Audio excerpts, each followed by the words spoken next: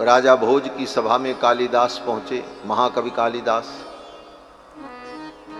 तो राजा भोज ने कालिदास जी के आते ही कहा, आइए मूर्ख जी। तो श्री कालिदास जी ने कहा, राजन आपने हमको मूर्ख क्यों कहा? क्या मूर्ख के लक्षण मेरे अंदर हैं? तो राजा तो गुणग्राही था। राजा ने कहा, आप विद्वान हैं तो आप ही बताओ वो मूर्ख का लक्षण क्या है। तो कालिदास जी ने कहा कि गतम न सोचामि कृतम न मन्ये, खादन न गच्छामि हसन न जल्पे, द्वाभ्याम तृतीयो न भवामि राजन, किम कारणम भोज भवामि मूर्ख। कालिदास जी ने कहा कि गतम न सोचामि, बीती हुई बात को मैं सोचता नहीं हूं। जो बात बीत जाए और उसको लेकर के कोई सोचता रहे तो वो मूर्ख होता है, मूर्ख का पहला लक्षण। कृतम न मन्ये, कोई काम करे और फिर कहे हमने किया, अभिमान करे उसका। कालिदास जी कहते हैं ये भी मैं नहीं करता हूं, कृतम न मन्ये। खादन न गच्छामि, खाते हुए जो व्यक्ति चलता है अथवा चलते हुए खाता है वो व्यक्ति मूर्ख की कोटि में होता है। कालिदास जी कहते हैं खादन न गच्छामि, मैं खाते हुए चलता नहीं हूं। हसन न जल्पे, और हंसते हुए मैं बोलता नहीं हूं। जो हंसते हुए बोले वो मूर्ख की कोटि में होता है। द्वाभ्याम तृतीयो न भवामि राजन, और दो व्यक्ति आपस में बात कर रहे हो उसमें जाकर के तीसरा बनना ये मूर्ख का लक्षण है। द्वाभ्याम तृतीयो न भवामि राजन, किम कारणम भोज भवामि मूर्ख।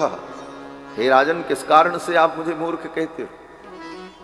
तो कालिदास जी महाराज ऐसे विद्वान थे, उन्होंने ये बात कही।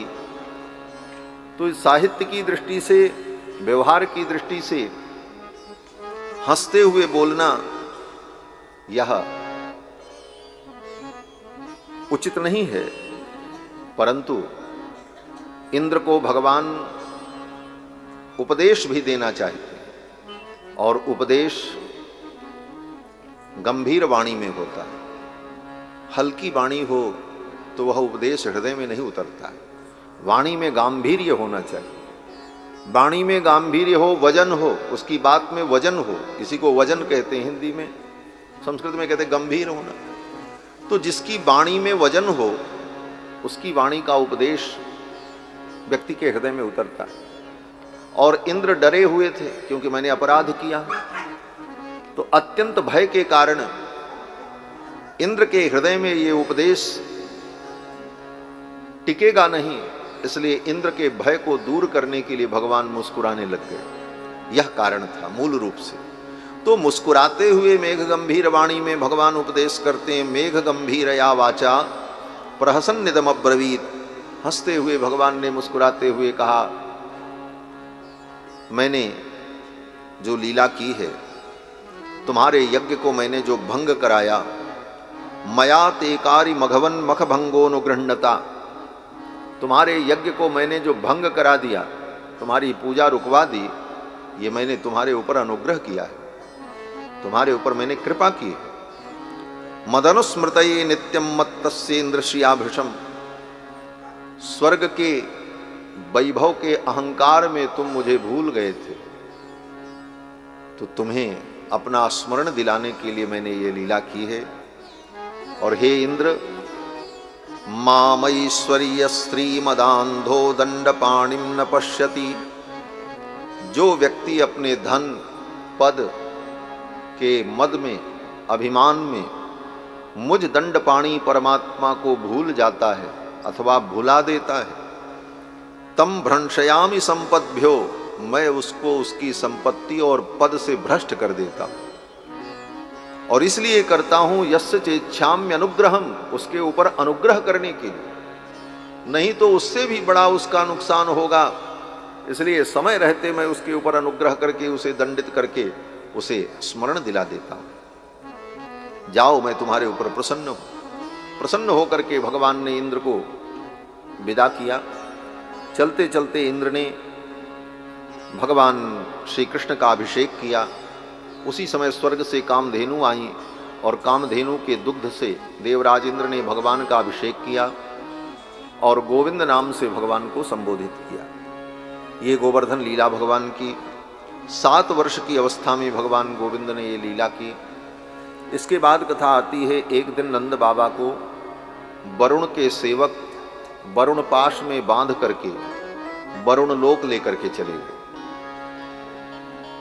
एकादशी का दिन था। द्वादशी को जमुना में स्नान करने के लिए नंद बाबा गए और रात्रि के 2 बजे ही उनकी नींद खुल गई और उन्हें लगा कि सवेरा हो गया। अर्धरात्रि में ही जमुना में स्नान करने गए तो वरुण के सेवकों ने नंद बाबा को वरुण पाश में बांध लिया, क्योंकि आसुरी वेला में अर्धरात्रि में किसी नदी और तालाब में स्नान नहीं करना चाहिए, निषेध है। वो असुरों का काल होता है, उस समय असुर स्नान करते हैं, इसीलिए रात्रि में तालाब में और नदी में स्नान करने नहीं जाना चाहिए। भूत प्रेत असुर उस समय नदी और तालाब में स्नान करते हैं। रात्रि के 2 बजे नंद बाबा गए,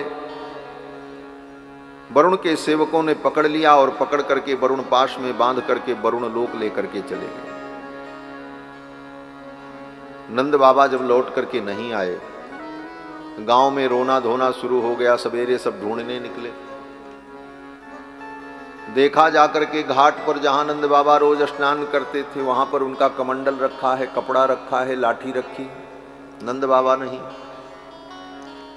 सभी ब्रजवासियों ने कहा बस बस, बाबा तो डूब गए, बह गए, कपड़े यहीं रखे हैं, यहीं बाबा प्रतिदिन स्नान करते थे। अब तो सब रोने धोने लगे। भगवान श्याम सुंदर ने कहा कुछ नहीं, बाबा को कुछ नहीं हुआ है, बाबा को वरुण के सेवक वरुण लोक लेकर के चले गए हैं, मैं जा रहा हूं और अपने बाबा को लेकर के आऊंगा। भगवान श्याम सुंदर सीधे वरुण लोक पहुंचे। मृत्यु लोक का कोई प्राणी किसी दूसरे लोक में सशरीर चला जाए ये संभव नहीं है, परंतु भगवान तो सर्व करने समर्थः, सब कुछ करने में समर्थ हैं, सर्वशक्तिमान हैं। यही तो भगवान की भगवत्ता है। भगवान सीधे वरुण लोक पहुँचे और वरुण लोक जब पहुँचे तो देखा वरुण का दरबार लगा हुआ था। नंद बाबा वरुण पास में बंधे खड़े थे। वरुण देवता ने भगवान श्याम सुंदर कृष्णचंद्र को जब देखा तो दौड़ करके साष्टांग प्रणाम किया। नमस्तुभ्यं भगवते ब्रह्मणे परमात्मने, न यत्र श्रूयते माया लोक सृष्टि विकल्पना।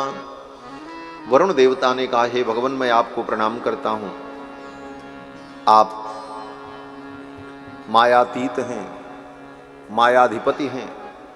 ये सब कह करके वरुण देवता ने भगवान के चरणों में प्रणाम किया। भगवान ने कहा मैं अपने बाबा को लेने आया हूं। वरुण देवता सब कुछ समझ गए और वरुण देवता ने भगवान के चरणों में प्रणाम करके क्षमा मांगी। वरुण देवता ने कहा भगवान आप क्षमा कर दें, ये मेरे सेवक बड़े मूर्ख हैं, ये समझ नहीं पाए और आपके बाबा को पकड़ करके ले आए। अजानता मामकेन मूढ़ेना कार्यवेदिना, आनीतो यम तव पिता तद्भवान छन्तुमर्हति। हे भगवान इन मूर्खों ने, मेरे सेवकों ने बहुत बड़ी गलती की, आपके बाबा को पकड़ लिया, मैं क्षमा मांगता हूँ। वरुण देवता ने भगवान से क्षमा मांगी और नंद बाबा को वरुण पाश से मुक्त कर दिया। भगवान श्याम सुंदर कृष्णचंद्र नंद बाबा को वरुण लोक से लेकर के आए। इसके बाद कथा आती है। आज तो केवल हम आपको कथा बताएंगे, विस्तार नहीं कर पाएंगे, अंतिम दिन है, बहुत सारी कथाएं सुनानी हैं। फिर तो गोप ग्वाल वालों ने कहा कन्हैया तू साक्षात नारायण है। गुरु श्री गर्गाचार्य जी महाराज ने कहा था और तेरी दिव्य दिव्य लीलाएं हमने देखी, तू साक्षात नारायण है। और हमने सुना है कि नारायण का जो लोक है उसका नाम वैकुंठ है। भगवान श्याम सुंदर ने कहा, बोले तो एक बार मुझे अपना वैकुंठ दिखाओ। बच्चे ही थे, सखा थे भगवान के, पकड़ लिया भगवान की फेंट और कहा अपना वैकुंठ हमको भी दिखाओ, कहाँ है तुम्हारा वैकुंठ, कितना सुंदर है, कितना बड़ा है, कैसा है। भगवान ने कहा अच्छा।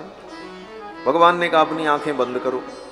सभी गोप ग्वाल वालों ने अपनी आंखें बंद की और भगवान अपने संकल्प से उन सभी सखाओं को वैकुंठ पहुंचा दिया। जब उन्होंने आंख खोली सखाओं ने तो देखा भगवान का दिव्य धाम वैकुंठ, बड़े बड़े प्रासाद, बड़ी बड़ी अट्टालिकाएं, बड़े बड़े गोपुर, ध्वज पताका, 96 करोड़ भगवान के पार्षद भगवान की सेवा में सन्नद्ध। इति समचिन्त्य भगवान महाकारुणिको हरिहि दर्शयामास लोकम स्वम गोपानाम तमसः परम सत्यम ज्ञानमनंतम यत् ब्रह्म ज्योतिष सनातनम यद्य पश्यन्ति मुनयो गुणापाये समाहिता। बड़े बड़े योगी मुनि अमलात्मा महात्मा लोग त्रिगुणातीत हो जाने पर जिस वैकुंठ का दर्शन प्राप्त करते हैं, उस वैकुंठ का दर्शन एक क्षण में भगवान ने उन ब्रजवासियों को करा दिया। ब्रजवासी बड़े आनंदित हुए। तब तक सखाओं ने कहा कन्हैया एक बात कहें। बोले क्या?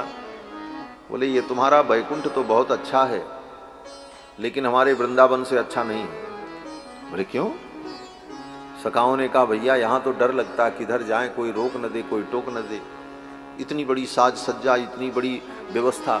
हमारा वृंदावन ठीक है, किसी भी गली में घूमो, किसी भी कुंज में घूमो, जमुना के तट पर चले जाओ, कोई रोकने टोकने वाला नहीं है। ये वैकुंठ तुम्हारा तो बहुत अच्छा है, लेकिन हमारे लिए तो वृंदावन ही ठीक है। बोले तो क्या करें? सखाओं ने कहा कन्हैया हमको तो वृंदावन पहुंचा दो। फिर तो सखाओं ने आंख बंद की और अगले ही क्षण भगवान ने ऐसी लीला की, वे गोप ग्वालवाल अपने आप को वृंदावन में अनुभव करते। यह भगवान की संकल्प शक्ति का परिणाम है। भक्तजन कहते हैं कि उन सखाओं को भगवान ने वैकुंठ पहुंचाया और वैकुंठ से दर्शन करा करके ला करके वृंदावन में पुनः उपस्थित कर दिया, एक बात। और दूसरी बात कहते हैं, दूसरी बात उससे भी महत्वपूर्ण बात यह है कि भगवान ने अपने संकल्प से अपने वैकुंठ को ही वृंदावन में प्रकट कर दिया। भगवान का वैकुंठ चिन्मय है, प्रकाशमय है। भगवान के संकल्प से वो प्रकट होता है, भगवान के संकल्प से तिरोहित हो जाता है। तो भगवान ने अपने संकल्प मात्र से वैकुंठ को ही वृंदावन की भूमि, वृंदावन के भूमंडल पर प्रकट कर दिया उन भक्तों के लिए। तो ये दिव्य लीला भगवान गोविंद ने की। इसके बाद कथा आती है, भगवान ने रास लीला के माध्यम से कामदेव के मान का मर्दन किया। कामदेव को भी बड़ा अहंकार हो गया कि मैं विश्व विजयी हूं। जब भगवान शंकर की तपस्या को भंग करने के लिए कामदेव ने अपने प्रचंड रूप को धारण किया, तो कामदेव के प्रभाव से सब काम के परवश हो गए। क्या जोगी, क्या मुनि, क्या महात्मा। गोस्वामी तुलसीदास जी महाराज वर्णन करते हैं, भय काम बस जोगी तापस पामरन की को कहे। भय काम बस जोगी तापस पामरन की को कहे। देखहि चराचर नारी मय जे ब्रह्ममय देखत रहे। देखहि चराचर नारी मय जे ब्रह्ममय देखत रहे। अबला बिलोकहि पुरुष मय जग पुरुष सब अबलामयम्। अबला बिलोकहि पुरुष मय जग पुरुष सब अबलामयम्। दुई दंड भरि ब्रह्मांड भीतर काम कृत कौतुक अयम्। दुई दंड भरि ब्रह्मांड भीतर काम कृत कौतुक अयम्। भय काम बस जोगी तापस पावरन की को कहे। पावरन की को कहे। पावरन की को कहे।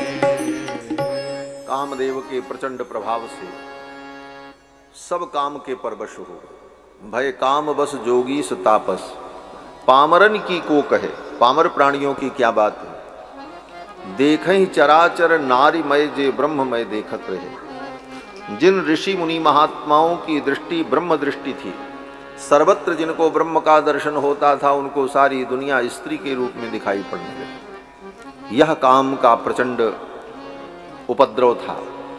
गोस्वामी जी कहते हैं, धरे न काहू धीर सबके मन मन सिज हरे। कामदेव को बड़ा अहंकार हो गया कि मैंने तो सबको जीत लिया। भगवान ने विचार किया, कामदेव का दर्प दलन होना चाहिए। किसी को भी दर्प अगर हो, घमंड हो, अहंकार हो, तो भगवान उसका अहंकार समाप्त कर दे। कामदेव को भी अहंकार हो गया, मैं विश्वजयी हूं। इठलाता हुआ कामदेव जा रहा था। नारद जी उधर से आ रहे थे। नारद जी ने पूछा, कंदर्प कहां जा रहे हो?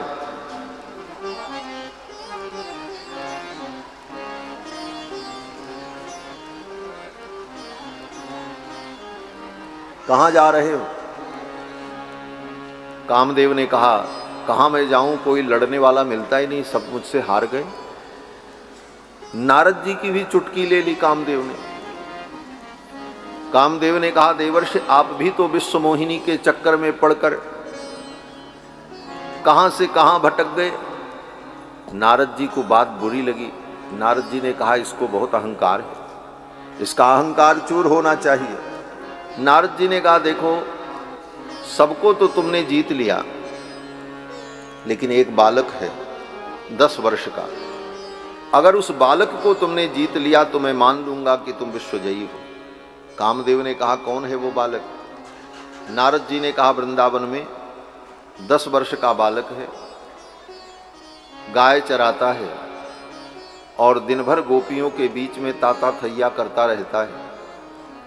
उस बालक को अगर तुम पराजित कर ले गए तो मैं मान लूंगा कि तुम विश्वजयी हो। कामदेव भगवान के पास आया। भगवान ने कहा, ठीक है, हमारा तुम्हारा संघर्ष होगा। भगवान ने कहा कि शरद पूर्णिमा की रात्रि में जमुना के तट पर बंशी बट पर अपनी पूरी तैयारी के साथ तुम आ जाना और फिर हमारा तुम्हारा द्वंद्व युद्ध होगा।